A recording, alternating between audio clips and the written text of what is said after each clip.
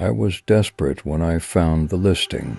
After a massive fallout with my parents, I had no choice but to move out. Couch hopping between friends could only last so long, and I was burning through all my options. Then I stumbled upon the ad $1,000 to $100 a month for a room in a 3-bedroom house. The price was great, especially in my area. A guy named Mark was offering the room. He'd be my landlord and roommate since he also lived in the house. He mentioned he'd rarely be around, giving me the place mostly to myself. It sounded like the perfect situation. Of course, there were a few rules. No parties, no big gatherings, no drinking in the living room, and absolutely no entry to the basement.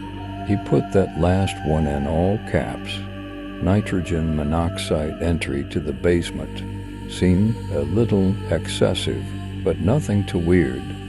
So I set up a time to see the house. When Mark opened the door, I got an odd feeling. He was quiet, reserved, and had a slight nervous stutter. His hands shook a bit as he showed me around. The house was nice enough, but one story with an open layout. The bedroom was fully furnished, and I'd have my own bathroom. Despite the strange vibe, the deal was too good to pass up. We didn't bother with a lease side, just pay him directly month to month. Moving in was smooth. Mark had already provided a key for my bedroom, which he said I could lock when I wasn't home, a nice gesture, or so I thought. From the start, though, things were off. Mark was supposed to be gone most of the time, but his car was always in the driveway. I'd hear strange sounds at night, doors opening and closing, footsteps creaking across the floor. One night I even heard what sounded like banging coming from the basement at 2 a.m. Curiosity got the better of me. I crept out of my room, heading toward the bathroom. When I noticed the basement door was slightly ajar, I peeked down the stairs, spotting a dim light coming from the far end of the room. Suddenly, the banging stopped, and Mark appeared at the bottom of the stairs. His eyes met mine, and the look he gave me made my skin crawl. "What are you doing up?" he asked, his voice sharper than usual. I mumbled an apology, explaining I was just going to the bathroom. He shot me a cold, hard stare and muttered, "Shut the basement door." I did as he said and hurried back to my room. But I couldn't shake the uneasy feeling that something was wrong. A week later, something happened that crossed the line.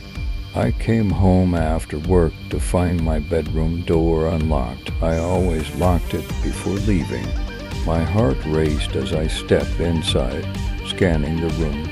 My clothes had been disturbed, my drawers rifled through, and the closet door was cracked open. Mark had a key. He had been in my room. That night I decided enough was enough. But when I went to confront him, there was no answer at his bedroom door, despite his car being outside. I retreated to my room, locking myself in, trying to figure out what to do. I couldn't stay here anymore. Something wasn't right, and that locked basement kept gnawing at my mind. The next day, I made the mistake of investigating. Mark wasn't home, so I seized the opportunity. I opened the basement door, my heart pounding as I descended the creaky steps. The smell hit me immediately foul, rotten, like something decaying. The dim lights from my phone illuminated the small basement, revealing an old, ugly couch and several taped-up boxes. But it was the door at the far end of the room that drew me in. I tried the handle, it was locked, the stench was unbearable. Suddenly, I felt a presence behind me. My phone's light flickered, casting shadows that seemed to move. The air in the basement felt thick, suffocating. I didn't want to know what was behind that door. I bolted upstairs, locking myself in my room, heart racing. That night I woke up to a sound, my bedroom door creaking open. My blood turned to ice as I saw Mark standing over my bed, his face inches from mine. I screamed, but he put a finger to his lips. He whispered, "Did you go into the basement?" I stammered out a terrified no, but he didn't believe me. "I think you should find somewhere else to live," he said, before walking out and closing the door behind him. I packed my things that night, but it wasn't over. Mark wasn't done with me yet. As I stuffed my belongings into my bags, a cold feeling crept over me. I had to get out before something terrible happened. But as I opened the door to leave, there he was again, standing in the hallway, blocking my path. His face was expressionless, but his eyes, something about them was off, like he wasn't really there. He took a step toward me, his hand slowly reaching out. "You shouldn't have gone down there," he whispered, his voice barely audible, but laced with menace. I froze, terror gripping every muscle in my body. He was to close now, his breath hot against my face.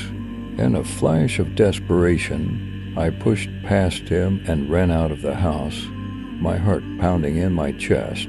I never looked back. The next morning, I called the police. They arrived and forced Mark to hand over some of my rent money before I left for good.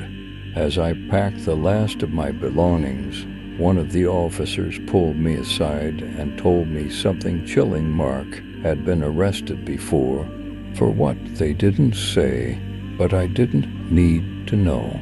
Whatever he was hiding in that basement was something I was lucky to have escaped from. I drove away from that house, never to return.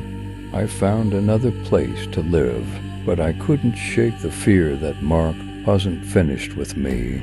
Some mistakes, like entering a stranger's basement, have consequences that linger long after you've